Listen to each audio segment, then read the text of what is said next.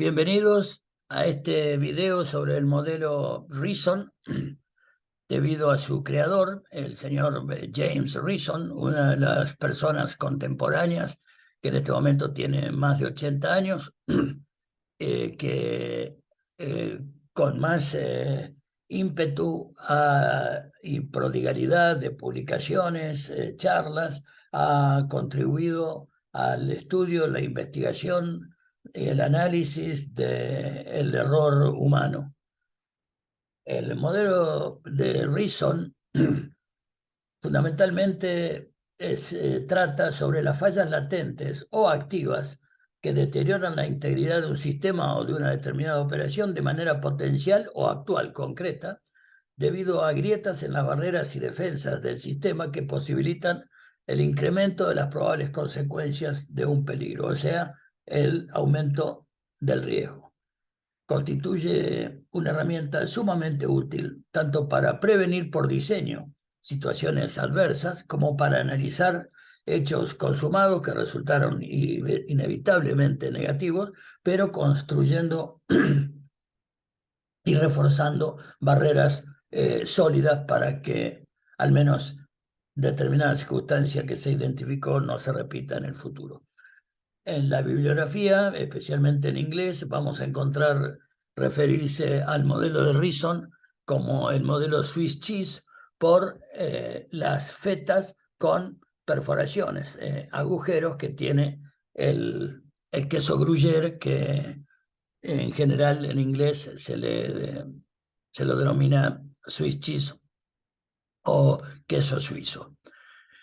Esto es debido a que,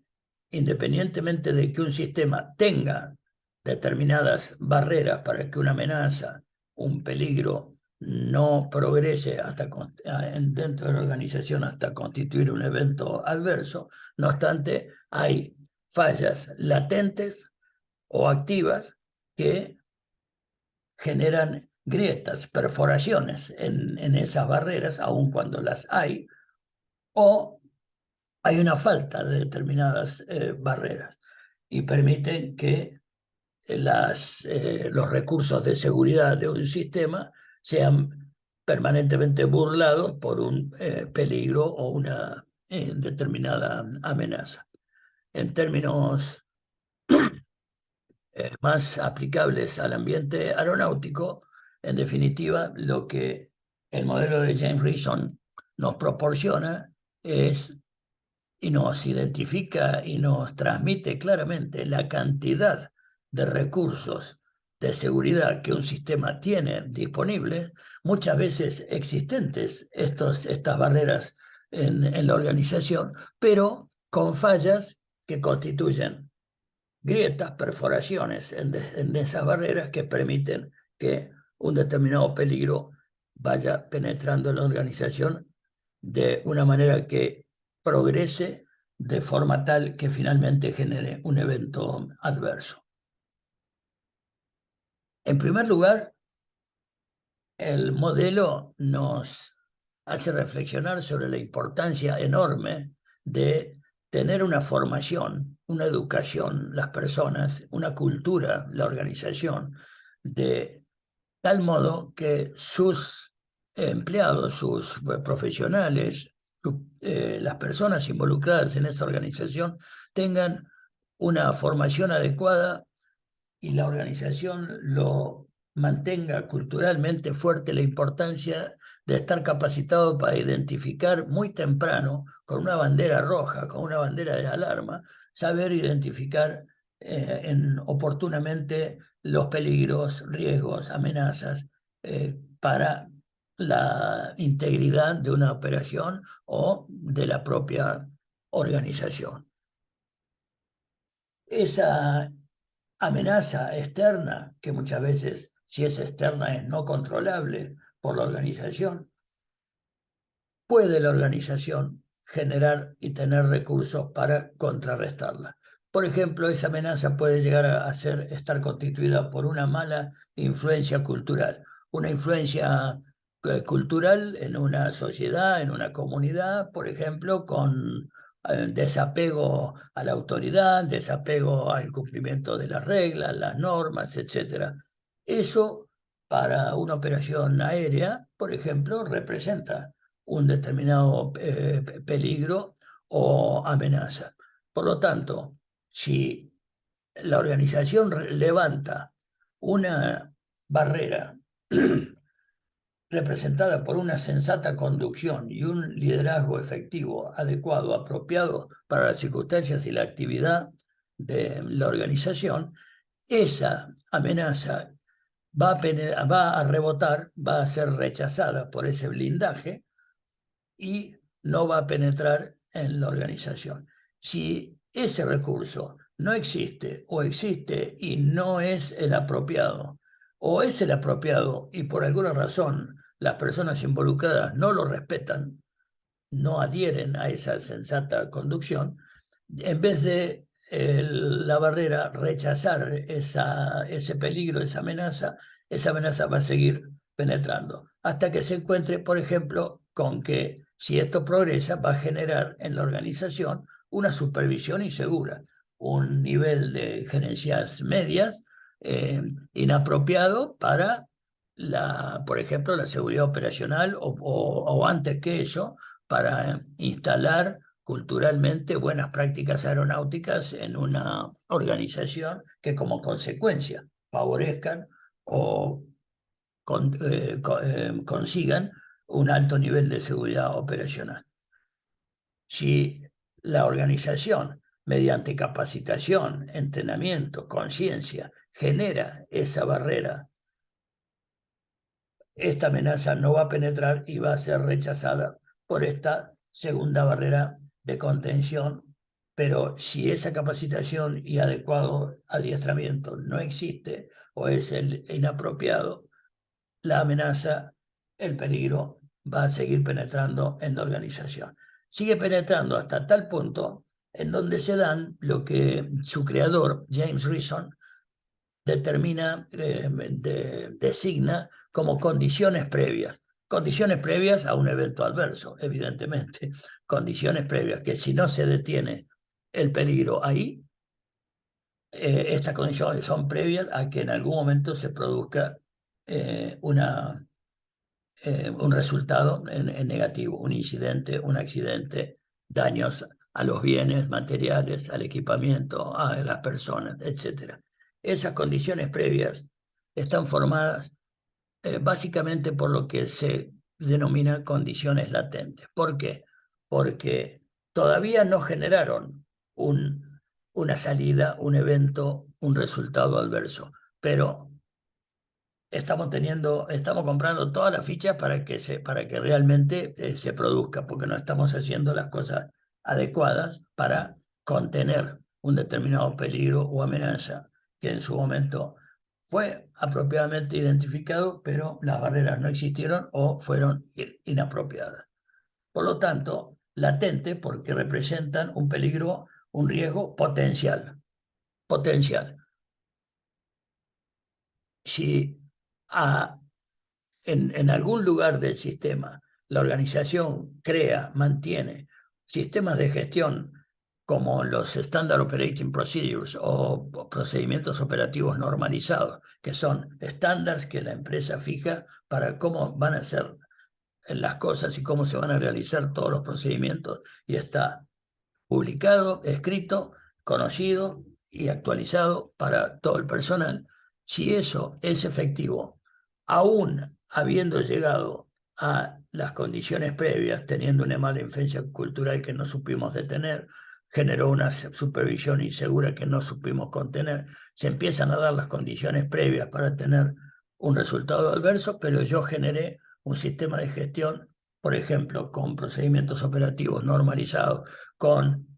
implementar, eventualmente certificar normas de gestión como las de la familia ISO, que no garantizan